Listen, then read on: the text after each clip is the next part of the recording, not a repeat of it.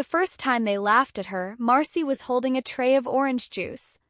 It was a bright Monday morning. The lobby of Beaumont Corporation sparkled with marble floors, glass walls, and the smell of fresh lilies.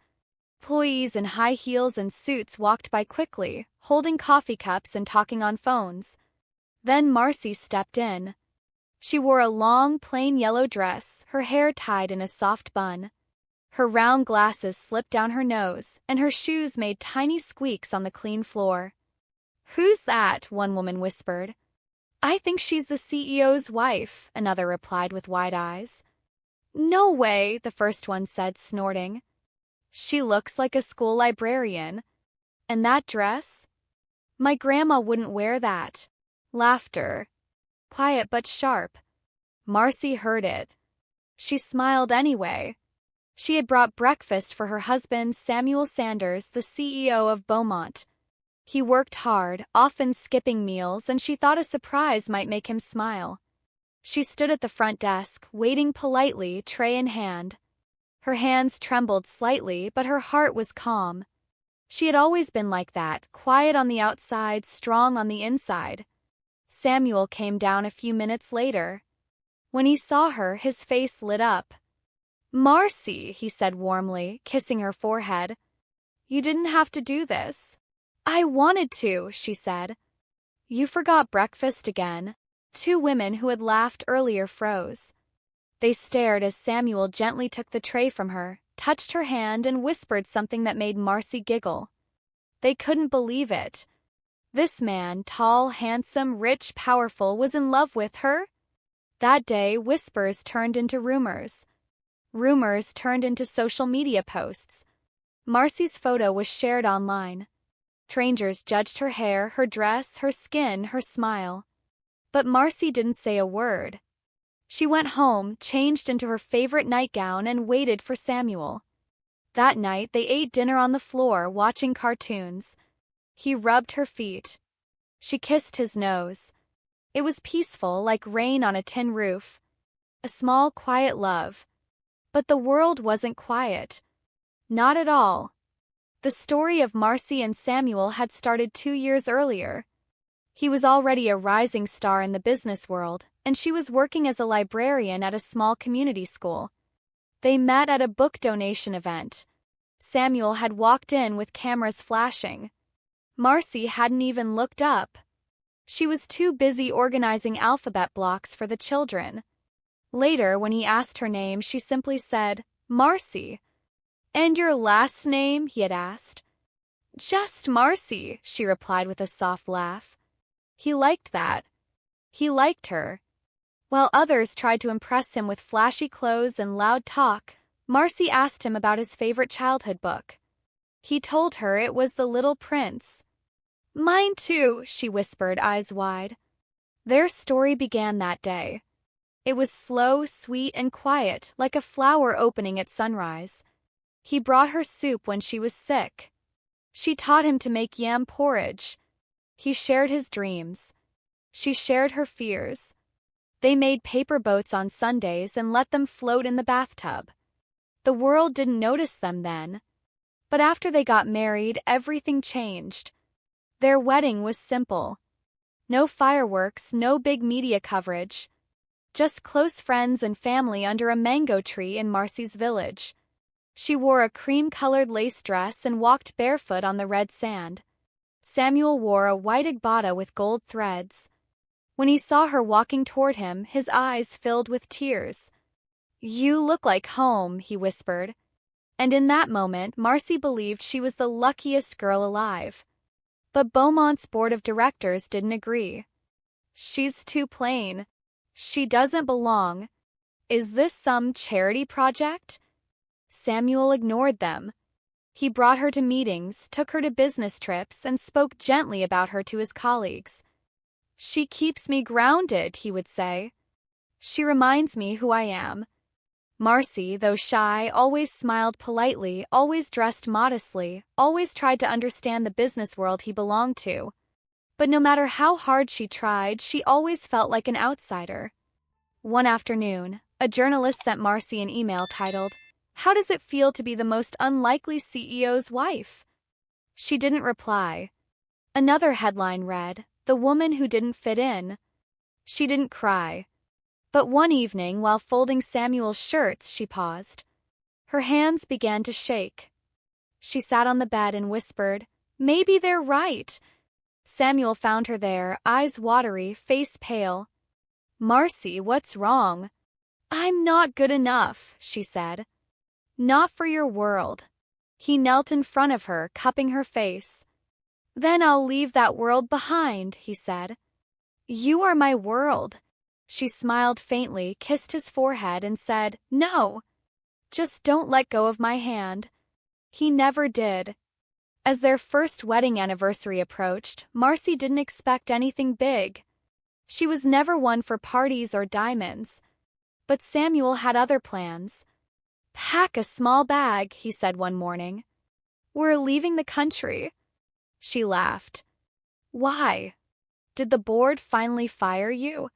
"No," he grinned. "But I'm taking a break. For us." They flew to Bali. The sun was golden. The waves were kind.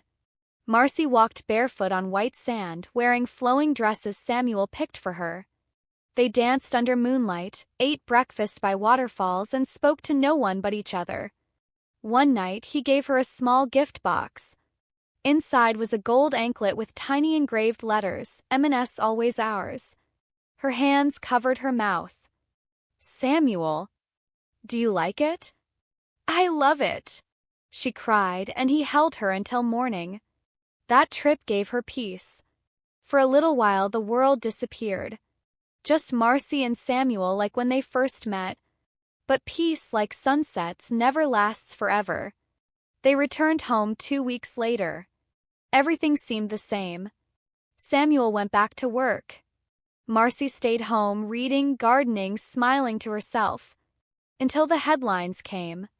Samuel Sanders spotted with his ex in Paris. Ayanna returns. A surprise dinner with the CEO? Marcy's chest tightened. Her hands trembled as she clicked the photo. There he was, Samuel, sitting across from Ayanna, tall, beautiful, dressed in red. Candle flickered between them. They were laughing. The photo exploded online. Thousands of comments. Most asked the same question, "Where is Marcy?" Marcy stayed silent. She didn't ask him. She didn't cry. She just waited. 3 days passed. Samuel returned, tired from meetings, smiling like everything was normal. But Marcy had changed. She stopped eating much. Her face looked pale. Her eyes no longer lit up when she saw him. She smiled less, spoke less, sat by the window for hours. One morning, while trying to reach for the teacup, she collapsed. Blood. Creams. An ambulance. The hospital, the doctor pulled Samuel aside. She was pregnant, he said. But the stress, she lost the baby. Samuel felt the world slip from under his feet. I didn't even know, he whispered. Neither did she, the doctor said. He walked into the room. Marcy lay still, eyes closed, lips dry. He sat beside her, held her hand, and whispered, I'm so sorry, my love. I didn't know. I didn't see. Please wake up. She didn't move. That night, he called Marcy's parents.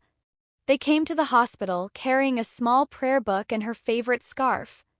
You don't know what she did for you, her father said. She sold our land to save your company. She gave up her dreams. For you. Samuel couldn't speak. She never wanted you to know, her mother added. She said love doesn't keep score.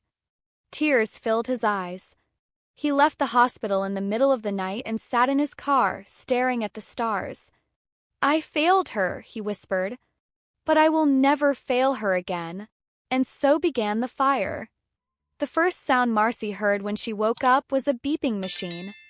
It was slow, soft, steady. Her eyes fluttered open. White walls. A fan spinning slowly on the ceiling. The scent of sanitizer. Her body ached. Her lips were dry. Water, she whispered. Samuel was already there, seated by her side, his head resting on her hand. The sound of her voice, he jumped up. You're awake, he said, voice shaking. You're awake. She nodded slightly. He poured her a glass of water and held it to her lips, watching every swallow like it was a miracle. When she finished, she looked into his eyes. I lost the baby, she said softly. Samuel nodded, tears falling. I didn't know. Neither of us knew. I felt tired, she whispered.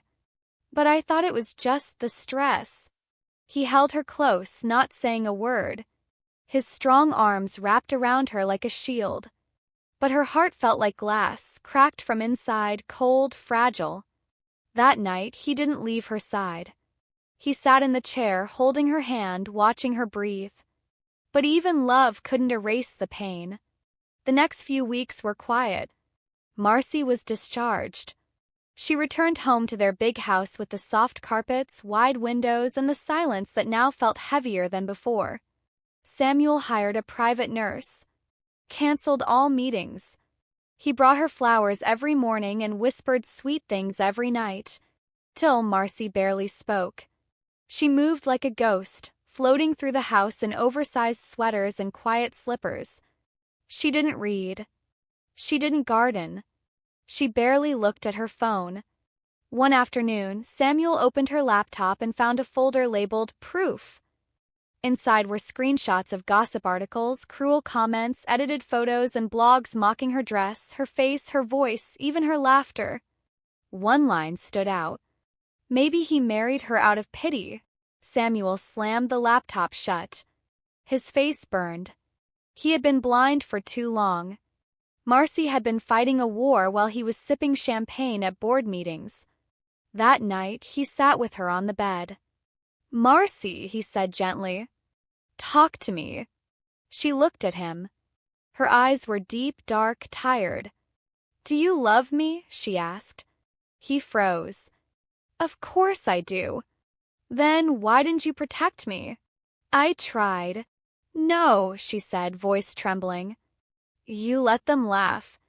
You let them point. You said nothing when they posted lies. And then you sat across your ex and smiled while the world watched. Samuel couldn't breathe. It wasn't like that. It was a business meeting. I didn't know there'd be cameras. But you didn't tell me, she said. And that hurt more. A tear rolled down her cheek. I'm tired, Samuel. I gave everything. My body, my peace, my home, even a child I didn't know I had. He knelt before her.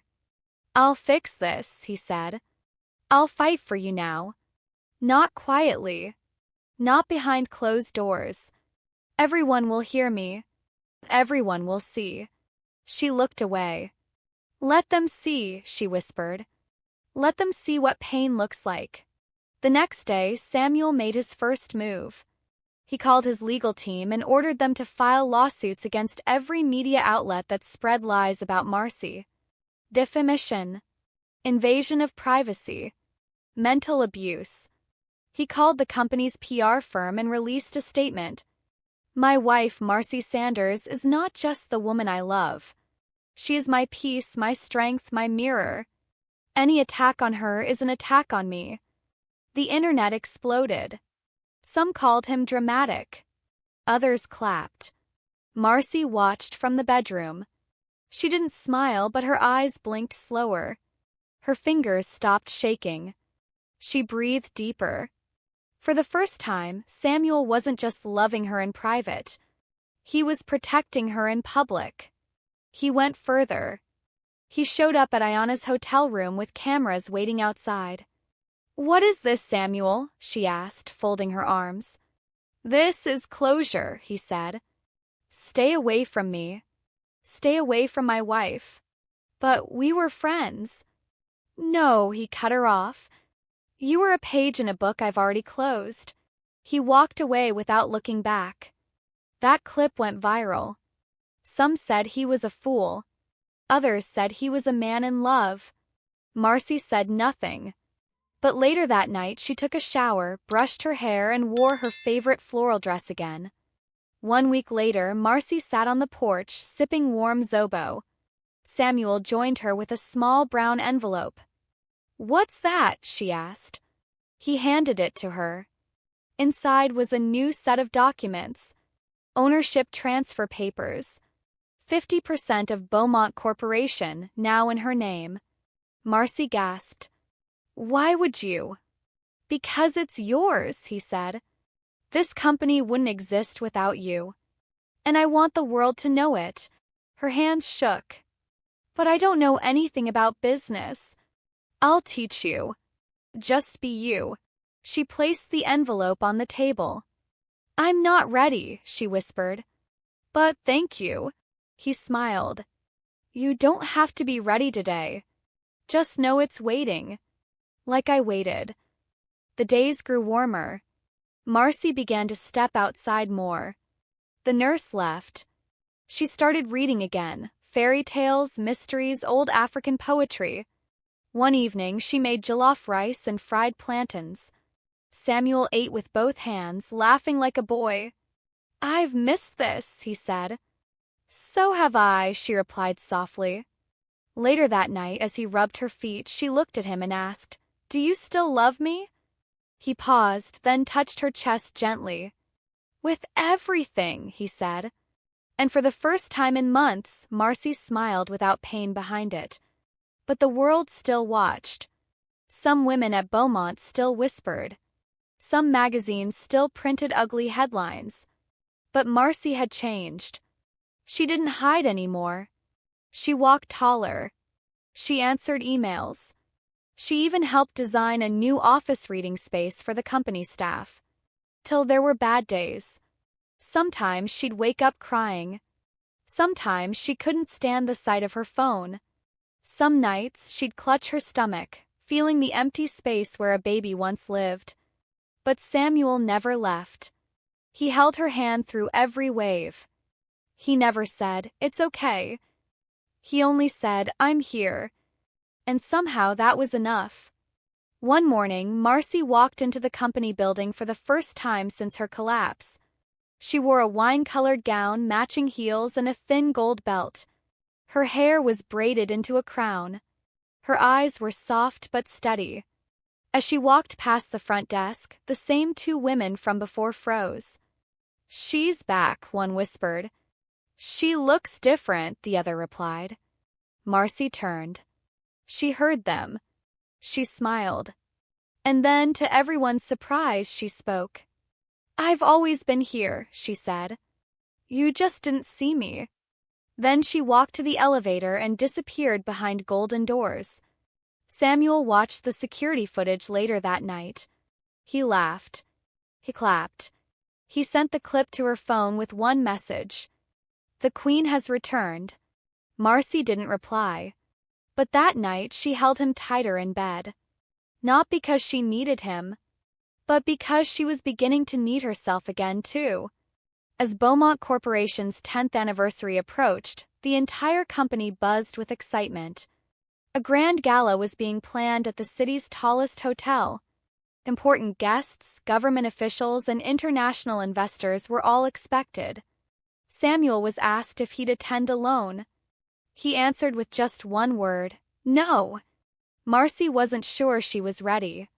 "People will look," she said. "Let them," he replied. "Let them see what love built." She hesitated, then nodded. The night of the gala arrived. Marcy stood in front of the mirror, hands shaking. She wore a long emerald gown, her skin glowing under the lights. A soft green gelly wrapped around her head. Her necklace sparkled like tiny stars. "I don't know if I can do this," she whispered. Samuel came up behind her. "You've done harder things," he said. "Just walk. I'll be there." And so they left, hand in hand, into the loudest room in the city. The hotel ballroom glowed like a dream. Golden chandeliers sparkled from the high ceiling. Waiters in black suits moved like dancers, serving drinks and tiny plates of food. A soft jazz band played in the corner, and the Beaumont logo glowed proudly on the giant screen behind the stage. Cameras flashed. Guests smiled. Businessmen laughed loudly, adjusting their ties. Women in high heels clicked past velvet ropes, their perfumes mixing like a garden. Then the whisper came. "She's here." Heads turned. And there she stood, Marcy Sanders. Not behind Samuel. Not beside security. Not hiding behind a fan or a phone. She stood at the ballroom entrance, head high, eyes calm, steps slow but certain. She wore an emerald green gown that hugged her softly, with lace sleeves and delicate embroidery that shimmered under the lights. Her skin glowed like bronze under the gold chandeliers. Her braids were wrapped into a graceful bun. Her earrings dangled like tiny stars. Her lips curved into a small, kind smile. And holding her hand was Samuel.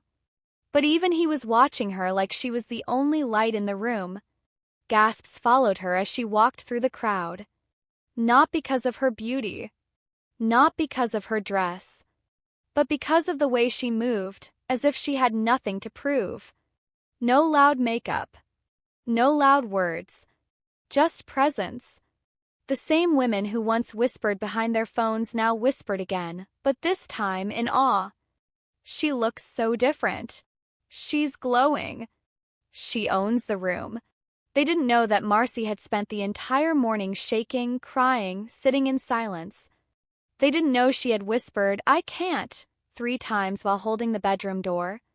But she had stood up anyway. She had walked forward anyway. Now she was here. Samuel led her to their table. They sat. He leaned in. "You're stunning," he whispered. She looked at him and said, "Thank you. But tonight I didn't come to be pretty." He blinked. "Why did you come?" "I came to be seen." He nodded. Slowly. Deeply. Then the lights dimmed. The host of the evening took the stage. A man in a gold-trimmed black suit with a booming voice and too much cologne. "Ladies and gentlemen," he said, "welcome to the Beaumont Corporation 10th Anniversary Gala." Cheers. Applause. "Tonight," he continued, "we celebrate not just 10 years of success but the people behind that success. And one man in particular, our CEO, the force behind it all, Mr. Samuel Sanders." The spotlight moved. Samuel stood. More applause. But then he raised a hand. "Please," he said into the microphone. "Before I speak, there is someone else who needs to be heard." Crowd hushed. Some confused. Some curious. Samuel reached down and offered his hand. "Marcy," he said. She looked at him, heart pounding. But she stood. Whispers filled the room. The spotlight moved again, this time onto her. Marcy took the stage slowly. She didn't have a script. Her hands were empty. Her voice felt trapped in her throat. But she looked out at the crowd, the faces that had once mocked her, doubted her, erased her. And then she spoke. "I'm not a businesswoman," she said softly. "I don't wear suits. I don't run meetings. I don't speak in fancy words." Crowd stayed still. "But I have given everything I had to this company, even when I wasn't inside the building, even when you didn't know my name." Silence. "I was there when it almost collapsed. I was there when it rose again. I've prayed over it, cried over it, bled for it, and even lost something I can never get back." Some people looked down. Some looked away. "But today," she said, her voice rising, "I'm not here to complain. I'm here to tell you that I am no longer the woman you whisper about." Gasps. "I am not the mistake. I am not the pity story. I am not the weak wife behind the strong man." She paused. "I am Marcy Sanders, co-owner of Beaumont, and the heart behind its walls." The room erupted. Some clapped slowly. Some jumped to their feet. Others wiped tears. A few just stood in stunned silence. Marcy turned to Samuel. He smiled. proud, humbled, grateful. And then he did something that stunned even her. He took the microphone. "Tonight," he said, "I want to give the company a gift." He turned to face her fully. "I hereby declare that Marcy Sanders will now serve as the official vice chair of Beaumont Corporation." More applause. "She is not just my wife. She is my equal." The room exploded in noise. Photographers clicked. Phones were raised. Social media lit up. But Marcy wasn't thinking about any of that. She was thinking of a tiny school library, the alphabet blocks, the little girl she once was who believed no one would ever see her. That girl was now standing in front of the world. And they were clapping. Later that night, after the party, they returned home. Marcy took off her heels, unwrapped her gelly, and sat quietly by the window. Samuel came up behind her, placed a kiss on her neck, and said, "I'm proud of you." She leaned into him. "I'm still healing," she said. "I still have nights where I cry. I still feel the loss." He nodded. "I know. I feel it too. And I don't trust everyone yet." "You don't have to. I even get scared of loving you too much," she whispered. He took her hands. "Then let me carry some of that fear." She finally looked into his eyes. "I'm not strong every day." "You don't have to be," he said. "You just have to be real. With me. With you." She nodded slowly. Outside, the city lights blinked. Inside, their hands stayed locked. Weeks passed. Marcy began attending some company meetings, not as a shadow, but as a voice. She suggested building a children's reading room in every Beaumont branch. The idea was approved. She didn't go every day. Some days she stayed home, painted, read poetry, or just rested. But she was always present where it mattered. Samuel, meanwhile, became more human. He stopped rushing. He listened more. He cut back on travel. He kissed her on elevators, held her hand during interviews, and never once let go when cameras were around. The world noticed. They wrote articles now with headlines like, "The Woman Who Changed the CEO. From Mockery to Majesty, Marcy's Story." Quiet doesn't mean weak. But not everyone clapped. There were still some board members who believed she didn't belong. There were still cruel whispers. There were still online trolls. And sometimes there were still bad days. One night, Marcy sat in the dark, crying. Not loudly. Just soft, aching tears that came without warning. Samuel found her there. She didn't speak. He didn't ask. He just sat beside her, held her hand, and cried with her.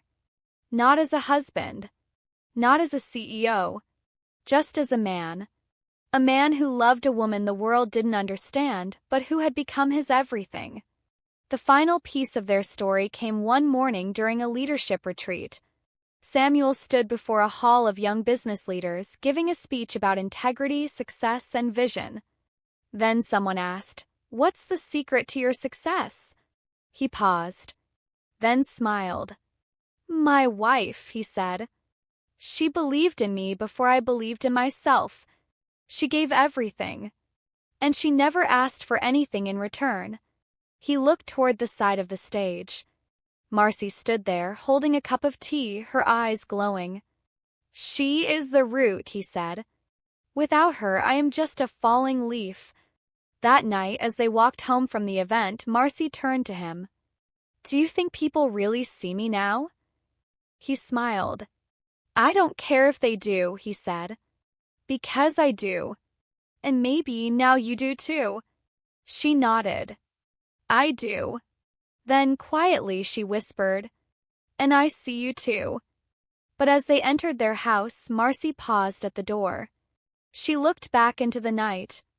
The moon was bright. The wind was soft. And somewhere deep inside her a quiet voice whispered, "Not every scar heals completely. Not every pain fades. But sometimes being seen is enough." She closed the door behind her. If you have not subscribed to my channel, you might not hear my voice again, but if you are, then you are growing every day. Check my page for more interesting stories. Thanks for watching.